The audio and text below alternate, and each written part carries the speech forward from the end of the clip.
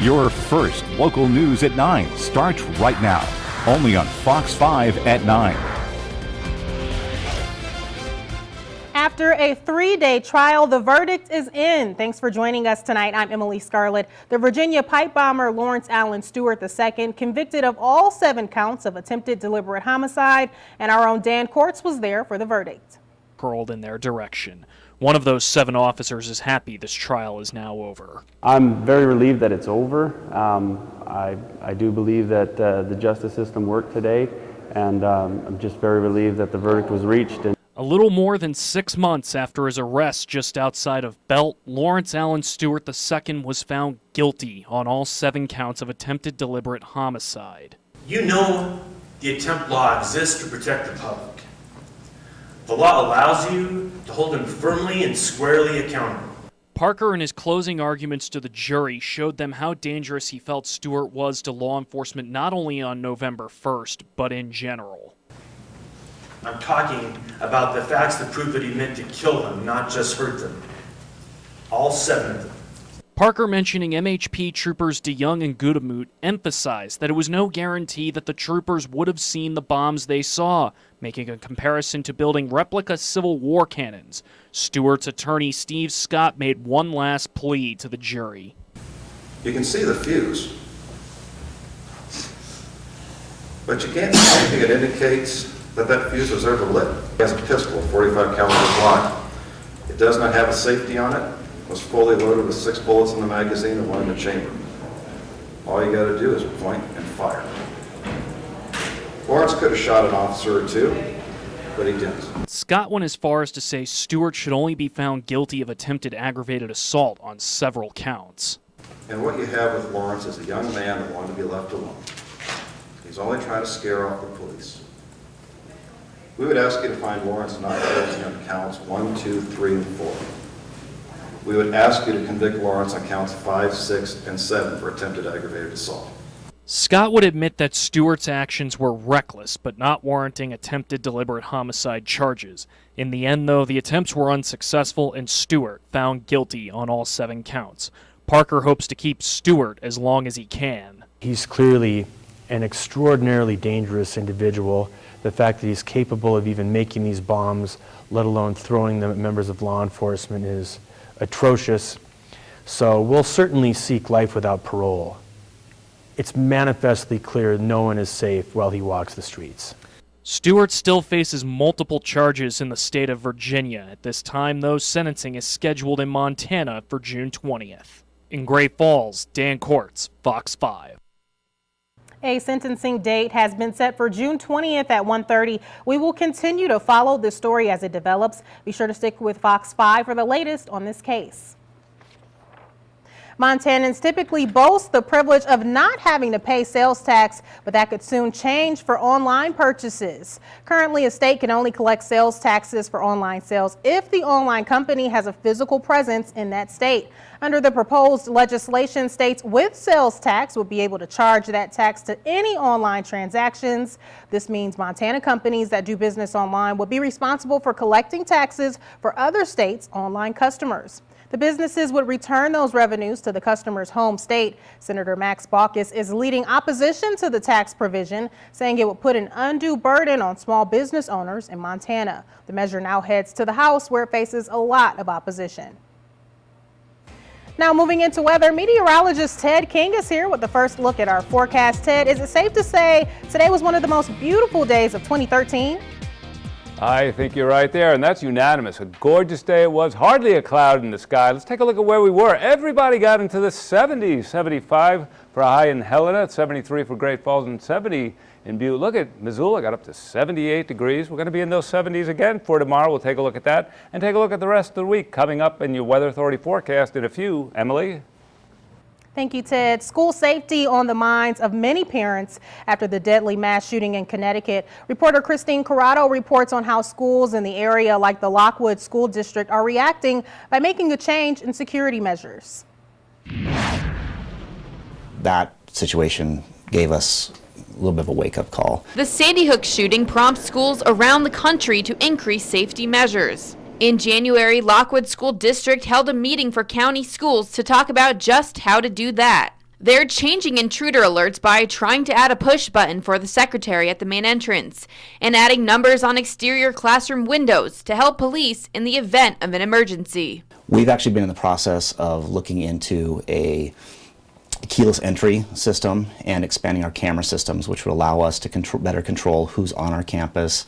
To improve reaction time, authorities held a mock intruder drill without warning students or staff to gauge an understanding of what the school district needs to improve. Lockdown, lockdown, lockdown. Everyone go to lockdown immediately. After gaining access to the elementary school, the intruder then attempted to open several classroom doors.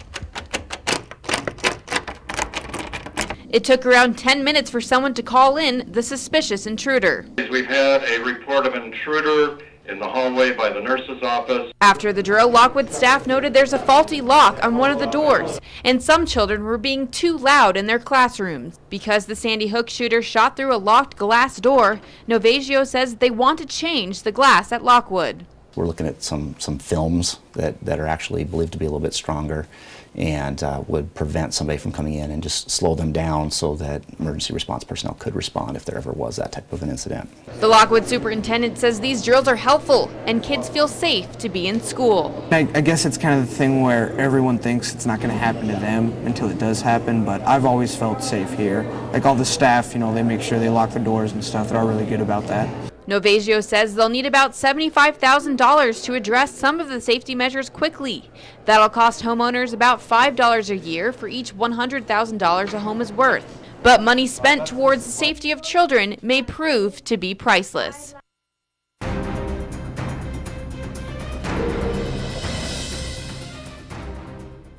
New details in the Boston Marathon bombing case as authorities attempt to lay to rest the oldest suspect. But there's a twist. Cemeteries across the Northeast so far refusing to bury Tamerlan Tsarnaev.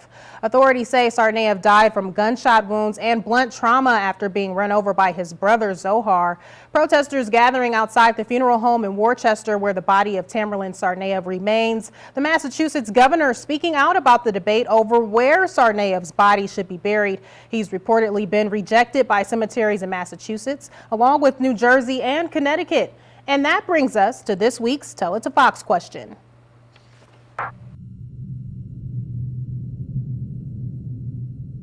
We were on a bit of a hiatus the last few weeks for our X Factor competition, which we'll recap a little later in the show. Remember, all you have to do is like our Fox 5 Facebook page, Tell It to Fox by commenting on this week's question, and we'll feature your comments on Thursday night's show.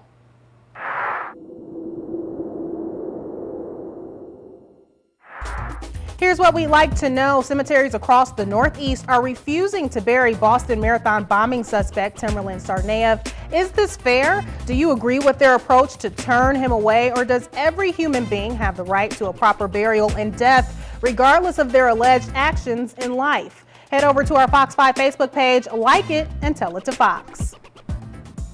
Driving under the influence is an epidemic facing many here in this state and across the nation. Tonight, we're learning how this dangerous driving affects Montana taxpayers and what one local organization is doing to help. Fox 5's Chetney Mata has more. After property damage, court fees, and incarceration, Montana taxpayers are pouring out an estimated $78 million a year for DUI drivers. Just the taxpayer cost of all the infrastructure that has to go into trying to catch drunk drivers, prosecute drunk drivers, incarcerate drunk drivers, treat them. It's astronomical. It's in the tens of hundreds of millions of dollars. Let's rewind to moments before a drunk driver gets behind the wheel. You Call Us is a nonprofit, community-based designated drivers program that strives to keep drunk drivers out of the driver's seat. Well, what we provide is a safe ride home for people in the evening from 6 to 3. From the bars, or if they're at a party, whatever. We don't take people bar to bar, but we do take them home safely from a bar or a party. The organization says that whether you are the drunk driver or not, everyone on the road is affected. Everyone needs to drive defensively. We need to understand that while we may be obeying the laws and driving sober, there are those who do not. You Call Us started as a small group in Missoula, but shortly expanded to Helena. Now every local bar in both these cities donate money every month to ensure their service and the safety of their patrons. We don't want our customers to get a DUI. We don't want our customers to hurt themselves or anybody else. We do everything we can while they're in our establishment to not overserve them. What's most important to remember about You Call Us is that it's absolutely free, and the only thing that local bars encourage from customers is that they simply tip the drivers. In Helena, Chedney Mata, Fox 5. What a terrific idea. But Ted, the great thing about days like today, you don't need a car. Why not walk? It's so nice outside, right? That's right. That park that I live next to was packed today. All the people were out having a good time in that beautiful sunshine. Oh, yeah, it's a good time to do it. Well, as you all know, this weekend we held our much anticipated X Factor competition at the Holiday Village Mall, where we sent 4 amazing acts to Denver for guaranteed auditions. Here's a look at some of the talent we saw over the weekend. Stick around for the winners later in the show. Before life removed all the innocence, my father would lift me high. And just 'cause I said it, he told me. Your Weather Authority forecast continues right now on Fox 5 at 9. Hey, good evening, everybody. We got that Monday out of the way. Plenty of sunshine. We had the rain on Friday, the sunshine. Now we have the dandelions to deal with, and just one of the more minor nuisances in life. Temperatures right now, hey, look at this, 61 in Great Falls, 66 Helena, 60 in Butte. Beautiful night, take a walk, clear skies. There'll be lots of stars out a little later on tonight. No clouds around, couple down to the south, nothing of any consequence. You see more clouds as we pan out a little bit. We'll pan out even farther and show you why those clouds are here, and that is because we have this area of low pressure. This is that area of low pressure, that trough that came by here the other day. It got cut off from the main jet stream. It's just sort of spinning around here, high in the atmosphere, low pressure. That's going to shift to the east and really not be a problem at all for us. High pressure right up here ruling the roost. That's going to be the story for the next several days. Not real strong high pressure, but good enough to keep the weather nice around here. There's that rainfall to the south. It will stay there. Again, this high pressure will be the main weather non-maker, I should say, for us for the next few days. As we get into Thursday and Friday, this high pressure weakens, and that'll allow the atmosphere to rise more readily, and that may kick off a few showers on Thursday and Friday, and you'll see that in the 7-day forecast. For tonight, central Montana looking all right. Temperatures down to the 40s, real nice night, and lots of sun tomorrow, upper 60s and low 70s. And then for the Rocky Mountain front, clear skies, 40s tonight. Get on out and take a walk with light winds. And then for tomorrow, low 60s, cooler communities, and up to around 70 elsewhere in the high line. Beautiful night tonight, upper 30s to the upper 40s, depending on your location. Hey, everybody in the 70s tomorrow, a terrific day coming up for you, and there you see the next 7 days for Great Falls. There's that chance for a couple of showers, maybe even some rumbles of thunder Friday and Saturday, but hey, we could reach that 80-degree mark by Sunday. It doesn't look like a big wash Thursday and Friday, a big wash out, but just keep in mind we could see some showers or a couple of thunderstorms both of those days. Emily? Coming up, meet Caitlin. She is our final 4 heading to Denver to audition for the X Factor. And look at this weekend's X Factor competition. Find out who won guaranteed audition spots after the break. Hey, I'm going home to load my shotgun away by the door.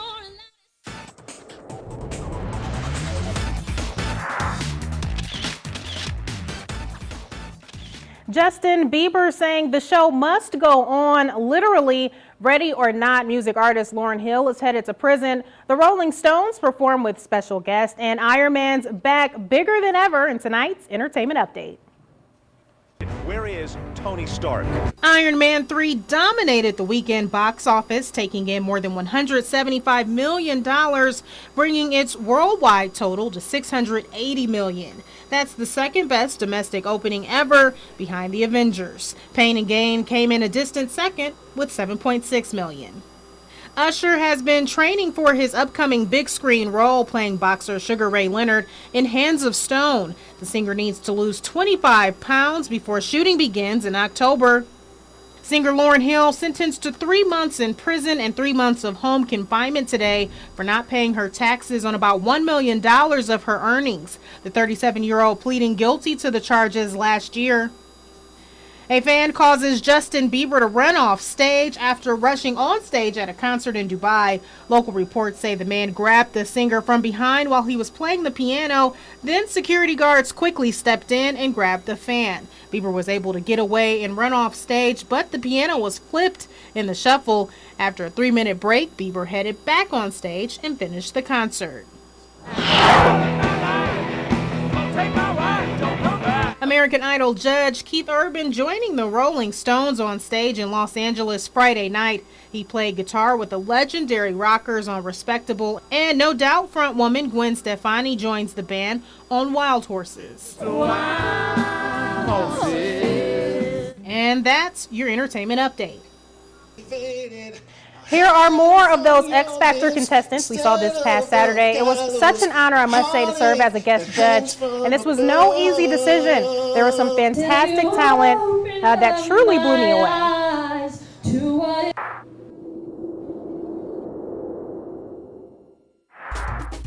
And take another look at this week's Tell It to Fox question. Cemeteries across the Northeast are refusing to bury Boston Marathon bombing suspect Tamerlan Tsarnaev.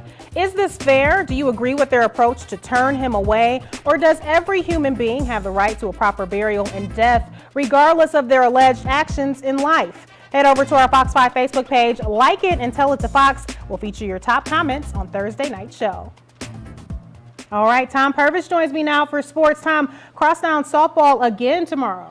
Yeah, that's right, Emily. Crosstown softball ×2. Both CMR and Great Falls play, and also Helena and Capital square off as well. We hear from all 4 teams next. Plus, Steve Keller, the coach for UM Western basketball, is one of the finalists for the head coach at Carroll. Why is he so eager to change scenery? Stick with us. Total sports coverage. Fox 5 Sports starts right now. Hey, welcome into Fox 5 Sports, everyone. I'm Tom Purvis. The road to hiring a new men's basketball coach continued today at Carroll when current head coach of UM Western, Steve Keller, was part of a public forum. Derek Apina was there and brings us more from Helena. The final 4 coaching candidates will be coming in over the next 2 weeks for on-campus interviews, and today we started with current Montana Western head coach Steve Keller. I had a chance to speak with him for a little bit. Here's what he had to say. What made you want to apply for the Carroll coaching position? Well, this has always been my dream job, coming to Carroll College. I was an assistant here from 2004 to 2007, working with Coach Turcotte. Learned a ton from him, I watched Coach Mike Van Diest in action, so I know the programs they've had in the past, and I just want to come here and bring winning tradition back to the Carroll College Saints. Let's say, hypothetically, you do get the role. What would be the first thing you'd want to do to start changing the program? Well, sit down and meet with the players and learn a little bit more about them. I know their strengths, I know their weaknesses because I've coached against them. But the biggest thing is you got to get on the recruiting trail, and they need some more players. They only have 6 or 7 guys, I believe, right now. And it's getting a little late in the recruiting process, to be honest with you. So it's going to be some tough work. But Carroll's a great place, a great academic reputation. They got everything. The interview process will continue tomorrow, so be sure you stick with us for that. In Helena, Derek Opina, Fox 5 Sports.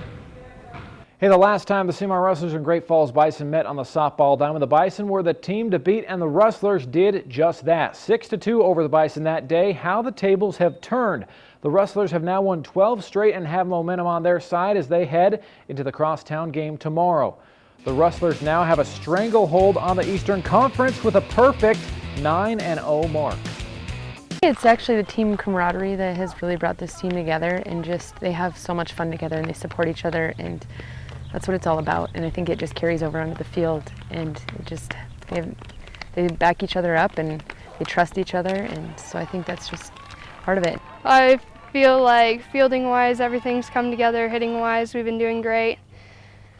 Focusing on executing everything, and it's all came. I think they're going to be a different team tomorrow than they were 2 weeks ago, but again, our pitchers have to throw well, and we need to come out hitting right away and get on top and just play solid defense. Hey, for the Great Falls Bison, it's been a tale of 2 halves to this season. After getting off to a fantastic start, the Lady Bison have faltered as of late, dropping 2 conference games in Billings on Saturday, leaving them at 6-5 in the East as they look to regain some momentum prior to the postseason. It's really important. We have to, we do the basic things every day in practice, and I guess we need to work harder on them so that when it comes to game time, we're not struggling. I think some of the confidence is down. We went against Seymour, and Hartman threw the changeup and got us off balance.